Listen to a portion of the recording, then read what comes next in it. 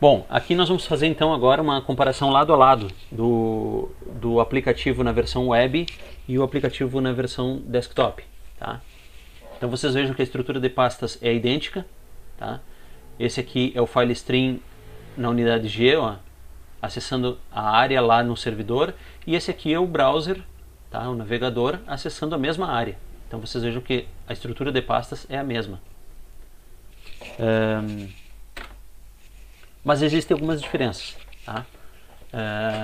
Apesar dele mostrar todo o conteúdo que tem lá aqui, esses que estão circulados em azul são dados que a gente só tem acesso se está na versão web. Se está na versão local, esses dados não são informados para a gente. Tá? Então, se o arquivo é compartilhado comigo ou é de terceiros, se é meu compartilhado com outros ou se é de outros compartilhado comigo, tem o íconezinho aqui.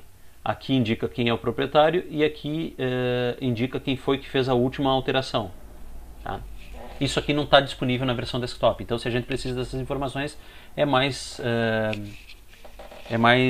adequado a gente acessar os arquivos pela versão web. Bom, e o que acontece quando a gente faz o upload de arquivos? Tá? Então a gente tem a opção de enviar tanto pela versão web como pela versão desktop.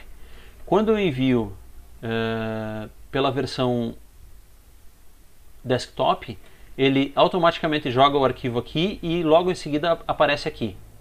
Tá? Quando eu jogo na versão web, ele aparece automaticamente aqui e logo em seguida reflete aqui. Tá? Bom, e aí vem a primeira vantagem da gente fazer o uso do file stream. Quando é instalado o file stream, ele faz esse tipo de controle aqui. Ó. Ele controla a concorrência no acesso a arquivos. Tá? Mas antes de eu falar da concorrência de acesso a arquivos, eu quero falar de um outro detalhe. Se eu tentar acessar esse arquivo XLSX aqui, que é tipicamente um arquivo Excel, tá?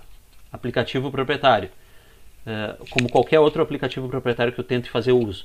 Se eu tentar abrir por aqui, ele vai me dar erro porque ele não tem nativamente no Drive um programa capaz de executar esse arquivo. Na verdade, os do Office ele até tenta abrir com os players dele, com o Word dele, com o Excel dele, com o PowerPoint dele. Tá? Mas outros arquivos não. Então qual é a vantagem de eu executar o arquivo por aqui? Tá? Quando ele está disponível nessa plataforma aqui, ó, nessa forma. Tá?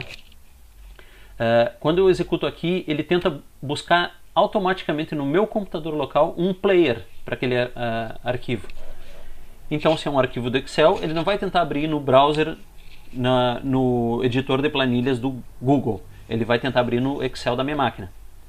Se eu tentar um arquivo do PowerPoint, ele não vai forçar a barra para tentar abrir num editor de apresentação do Google. Ele vai tentar um PowerPoint na minha máquina.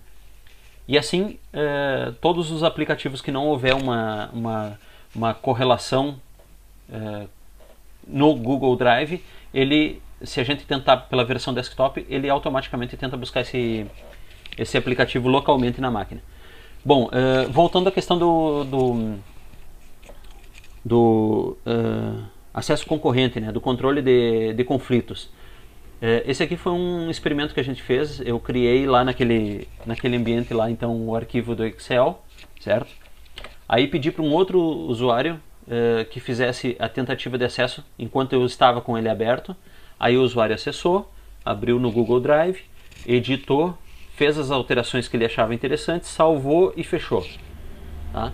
Aí, quando eu tentei salvar, tudo isso enquanto eu estava com esse arquivo aberto. Quando eu tentei salvar, ele me deu esse alerta aqui. Tá? Então eu tinha a opção de ou salvar com uma cópia para manter as alterações dele lá, ou salvar substituindo as alterações. Tá? Aqui eu optei por substituir as alterações. Porque salvar uma cópia eu sabia que ia ficar os dois lá. Automaticamente eu já tinha esse entendimento. Mas eu tinha mais dúvidas sobre o que aconteceria substituindo as alterações. Aí o que aconteceu? O arquivo ficou lá e eu tentei executar ele pelo browser. Automaticamente ele me emitiu esse alerta. Ó, uma versão mais nova foi restaurada ou enviada por upload. Suas alterações foram salvas no histórico de versões. Ou seja, o que foi sobrescrito do usuário anterior, eu tenho a opção de ir lá no histórico de versões lá e verificar o que ele alterou ou restaurar a versão dele. Tá? Então, falando sobre aquela questão de gerenciamento de backups lá, isso aqui já é uma garantia a mais sobre alterações que não são desejadas, né? Bom, com relação à execução offline, o que isso quer dizer? Eu quero saber como é que ele vai se comportar quando eu estiver sem conexão à internet. Basicamente é isso. Tá? Então aqui eu fiz um teste. Botei novamente lado a lado as duas formas de acesso a essa área e joguei um arquivo instalador na versão web. Tá? Ele terminou o upload, confirmou aqui, me disponibilizou o link aqui, certo? E eu interrompi a conexão e tentei executar. Ele gerou esse alerta aqui de arquivo corrompido. Por quê? Deixa eu ver se é a próxima apresentação aqui. Não. O que acontece é o seguinte, tá? Existem duas formas de fazer o upload. Uma das formas é pelo desktop, tá? E outra forma, desculpem, pela versão web, e outra forma é pelo desktop. Se eu fizer o upload de um arquivo, se eu mandar um arquivo para minha área lá pela versão web e interromper a conexão, eu até enxergo que ele está lá. Isso aqui é um atalho. Lembrem que isso aqui é uma forma de acesso à nuvem, tá? Mas o arquivo não está efetivamente aqui na minha máquina. Então, se eu tentar executar sem a conexão com a internet, ele vai me dar esse tipo de erro em vários arquivos diferentes. Tá? Por outro lado, eu tenho a possibilidade de jogar o arquivo aqui para que ele replique para lá. É outro ganho que eu tenho com a versão desktop. O que ele faz?